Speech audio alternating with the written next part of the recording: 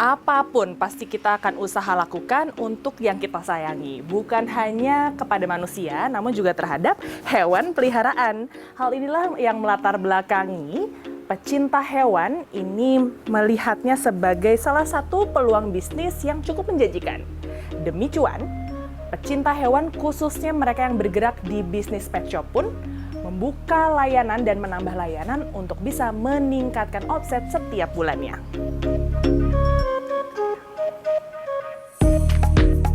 Semakin banyak orang yang memelihara hewan peliharaan membuat bisnis pet shop kian bersinar karena tingginya kebutuhan masyarakat. Yang paling banyak dicari adalah klinik kesehatan dan toko pakan hewan. Memiliki latar belakang sebagai dokter hewan yang peduli terhadap kesehatan peliharaan membuat pasangan suami istri Monik dan Miksal tergerak untuk mendirikan sebuah klinik hewan mandiri pada September 2019 lalu. Saya bangun bersama suami yang juga basicnya dokter hewan. Nah, kita kan sebagai dokter hewan juga disumpah untuk namanya manusia meriga satwa sewaka. Artinya mensejahterakan manusia melalui kesejahteraan hewan. Jadi intinya kita juga udah disumpah untuk kesehatan hewan itu, kita bagaimana mewadahinya, akhirnya terbentuklah Mommy Pet Care ini. Bagi Monik, membangun bisnis di bidang jasa bukanlah hal yang mudah. Bisnis pet shop dinilai akan lebih baik bila memiliki layanan yang beragam, seperti klinik yang dilengkapi dengan mini laboratorium, penitipan hewan, penjualan makanan dan aksesoris hingga layanan antar jemput anabul. Ketika fasilitas lengkap ditambah pet shop tersebut dapat dipercaya, pelanggan akan menjadi loyal dan setia. Klinik dan makanan aja, kadang-kadang owner juga, dok di sini nggak bisa nitip, dok di sini nggak bisa mandi gitu, karena mereka ya udah kalau udah percaya di sini nggak pengen kemana-mana gitu. Sedangkan kan grooming, penitipan itu juga udah satu kesatuan yang pasti hewannya dimandiin gitu kan, pasti hewannya beli makanan, pasti kalau misalnya keluar kota hewannya sama siapa di sini. Jadi kalau udah percaya sama satu tempat, biasanya mereka pasti pengennya di sini aja gitu. Kalau namanya di bidang pet shop itu kita berhubungan dengan jasa, ya kan. Kalau misalnya jasa itu ya pelayanan yang paling utama. Kalau misalnya di sini saya sebisa mungkin bilang ke anak-anak, akrabin customernya, sebisa mungkin dihafalin nama kucingnya, nama doginya. Kehadiran pet shop di kalangan para pecinta hewan tentu sangat membantu. Ada tenaga profesional ditambah fasilitas penunjang yang tersedia, para pemilik hewan peliharaan bisa lebih tenang untuk menitipkan hewan kesayangannya.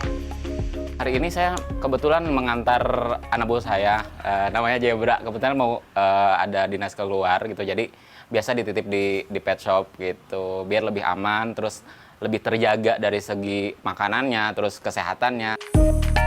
Mengawali bisnis dengan modal sebesar 120 juta rupiah, kini Monik dan suami bisa meraup omset sebesar 100 juta rupiah per bulannya. Di tahun keempat, Mommy Pet Care pun terus berkembang dan kini telah memiliki 4 cabang yang tersebar di Jakarta Timur dan Jakarta Utara. Namun menjalani bisnis tidak selalu semulus itu. Rata-rata ya kalau di sini tuh yang bawa hewan udah pada hampir Memprihatinkan. iya, hampir. Nah, tapi kita usahakan dan alhamdulillahnya berhasil, tapi kan itu memerlukan obat. Tapi ketika pembayaran kadang kabur. Alasannya ya gimana, kan memang sudah tugasnya dokter gitu untuk ya membantu istilahnya lah, ya kita juga sebenarnya iya juga gitu, tapi harusnya kan saling membantu ya, maksudnya saling bisa mikir. Kalau ini tuh ya memerlukan modal juga.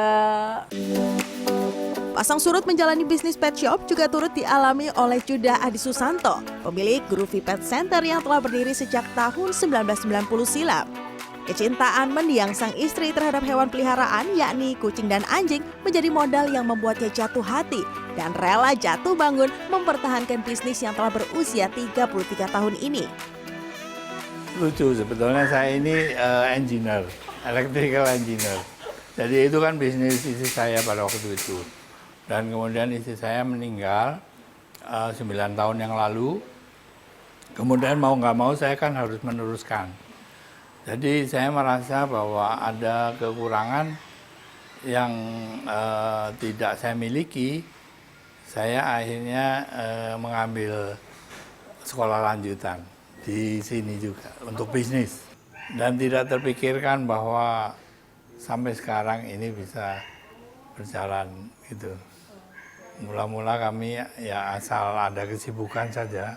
Pada waktu jualan ini ya omset kami satu hari itu cuma laku 1 bon rawhide itu, rawhide dari kulit sapi itu seharga 6.500 satu hari. Cuman laku itu aja. Melihat pet shop merupakan salah satu ladang bisnis yang subur di masa kini, dirinya terus berupaya mengembangkan pet center dari hulu hingga hilir. Tak hanya sebatas 3 cabang pet shop dan grooming yang telah menjadi satu kesatuan, ia lebarkan cakupan layanan yang berkesinambungan, yakni daycare, pet hotel, pet transport, kafe, hingga memproduksi makanan hewan mandiri. Siklus bisnis itu kan ada naik, terus turun gitu ya. Nah ini sekarang ini sudah mulai turun. Iya, jadi ya harus variasi macam-macam. Variasinya maksudnya gimana? Maksudnya ada daycare, ada tempat main-main begitu, servis-servisnya gitu. Jadi kalau pet shop saja, misalnya di ruko, itu udah berat sekarang. Saingannya dengan online. Berkembangnya itu ya berdasarkan passion dan keahlian dan ya keberuntungan terutama ya. Ini bukan bisnis instan. Instan artinya langsung dapat untung gitu ya. Karena ini banyak yang putus asa di tengah jalan ketika membuka bisnis seperti ini. Fasilitas di pet center yang lengkap dan memadai lantas menghasilkan omset ratusan juta rupiah per bulannya. Namun menuju cuan yang menjanjikan ada sejumlah hal yang perlu diperhatikan. Mulai dari pemilihan lokasi yang strategis, pembuatan ruangan yang aman dan steril bagi hewan, serta merekrut tenaga kerja yang kompeten, profesional, dan mengedepankan kesehatan, kebersihan, dan kenyamanan hewan. Clarissa Aradia, Himawan Amri, Jakarta.